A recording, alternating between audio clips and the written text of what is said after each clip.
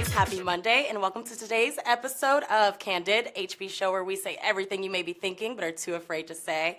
And today we are getting candid with Mr. Marvin Sapp, gospel powerhouse, 27 years in the game. You just told me 27. Mm-hmm. I made the mistake originally, and I said 10. He said, "Excuse me, miss." I didn't say that. No, See, she's overly candid. Overly candid. He did not say that, but he said, actually, it's been 27. It's been 27 years, but it's been 10 years since the release of your debut album, Thirsty. No, yeah, well, actually, that's what's my debut album, actually. It wasn't. That was number 7. That was number 7? Yep, that was the 7th record. Oh, my gosh. It's been 10 years since the Never Would Have Made It phenomenal. Got it. Got it. 10 years. So in 10 years, how do you feel like your sound has changed and evolved? What ways has your approach to music changed in that 10 years? No, I didn't change. I found my niche. Yeah. And, 10 years ago, I found out what people liked to hear me do. And I've been trying to, if it ain't broke, don't fix it. Right. So I've just been trying to keep, that same lyrical content, musical style, churchy but funky together. Yes, churchy but funky. Yeah, churchy that needs but to be a hashtag. Okay, so you have all of this music that we love, I love. What is your favorite song in your catalog? Wow, I've done 11 records. My favorite song is a song called Place of Worship. That was actually on I think it was on the Thirsty record. Okay. And it's a very short song. It says, "Go find your place of worship. Look into your pain and find your praise. Every low place in your life, they prepared you for your high place, and every tear you cried was water for the garden of your victory." Even though you're in the valley, victory comes through adversity, so go and find your place of worship. That's my favorite song, and that's the whole song. Wow, it's really beautiful. Where do you get the inspiration for your lyrical content? You go through things in life. I mean, life, everything around you really speaks to you if you just pay attention and listen. Yeah. And so I know for you there have been a lot of life transitions, including the passing of your wife. Yeah. And in that, you've raised 3 kids. You've got 3 kids in college right now? Yeah, all 3 of them in college. All HBCUs. All My HBCUs. My son's about to graduate from Howard University. Wow. And then I got 2 daughters that go to Alabama A&M. Yes, proud dad over here. Yeah. Expensive.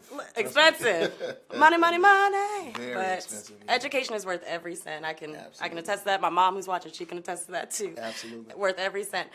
So I would love to get candid a little bit about raising 3 kids. Yeah. So what has that been like? What has been the biggest obstacle and the biggest reward of raising 3 children and now being so proud of them and seeing them in college? I think the biggest obstacle for me was just having to do it by myself. Yeah. Because that was not the plan. I tell people all the time I'm single by default, not by choice. I didn't become single because my wife and I didn't get along. We had a really good relationship. Yes. I became single because she passed away. And because of that, it put me in a position where I really had no choice but to, step up and be that foundational parent. Before, my life was traveling. I came home, I was the fun dad. I didn't have to be the disciplinarian. Mm-hmm. My wife was that stability.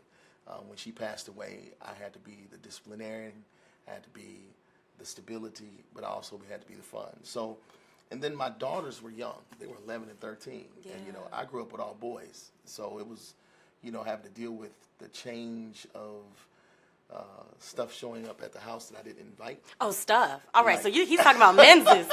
This is where we get candid. I ain't talking about menses. Who's showing up at the house? I'm talking about hips and thighs and breasts. That's showing up at the house, too. Times of the month showed up at the house. I had to go down aisles in the grocery store. I never had to go down before. Right.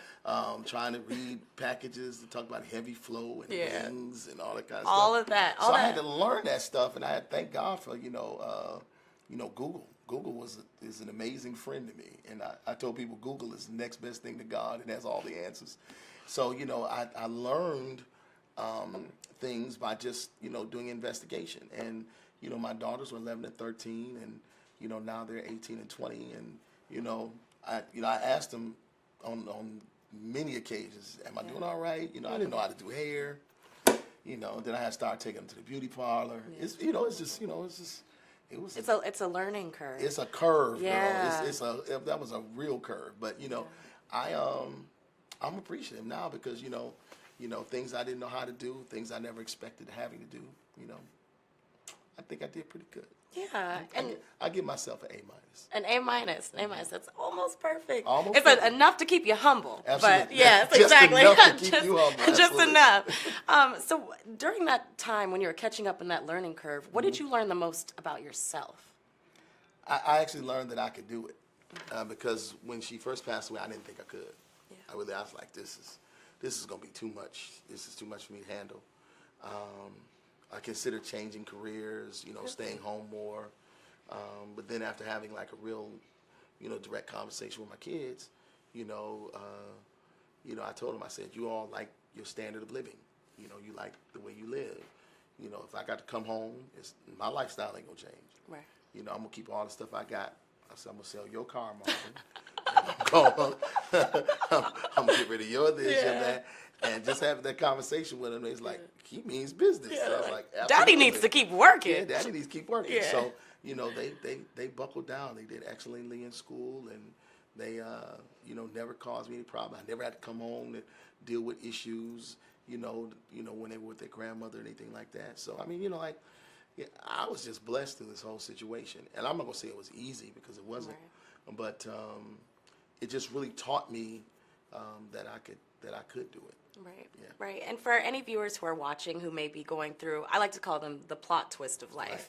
Right. When, you think everything's going one way and then all of a sudden something hits you, the plot twist. Change the whole trajectory of your all life. Of it. It's a mess. All of it. So what advice would you give them, someone who's going through a plot twist right now? They may be confronted with something that they didn't expect, and that right now they're just so angry and frustrated and feel disappointed that their life hasn't turned the way they wanted it to go. Well, I always say I don't understand how anybody can go through anything without God.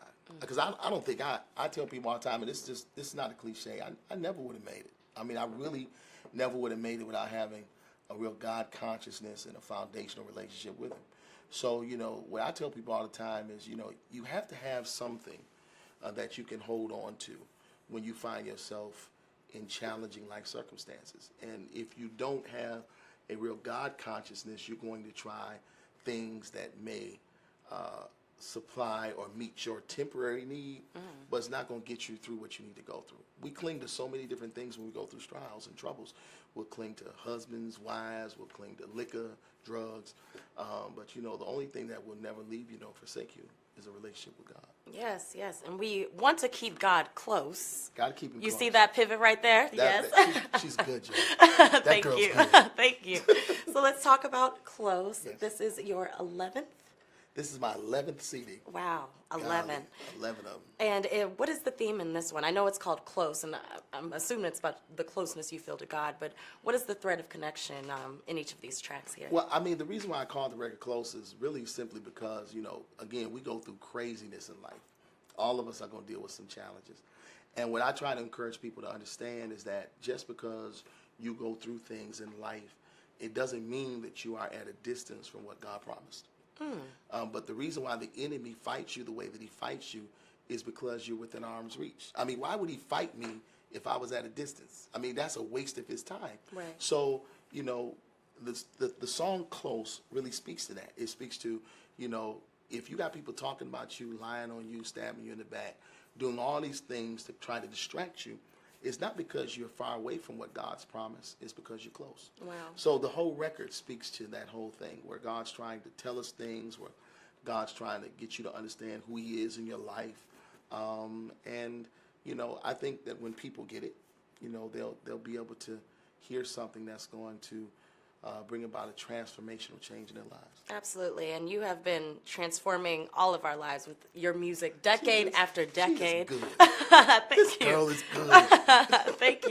Thank you so much. And it drops September 29th, September 29th. Right? September 29th, guys. Make sure that you go out and grab Close and get closer to God, and know that the promises are close to you. Absolutely. Yes, if the devil's testing you, that's why. If he fight you, it's because it's within your reach. Yeah, got it. Thank you so much, Marvin, for being here. And you guys, we'll see you again next Monday.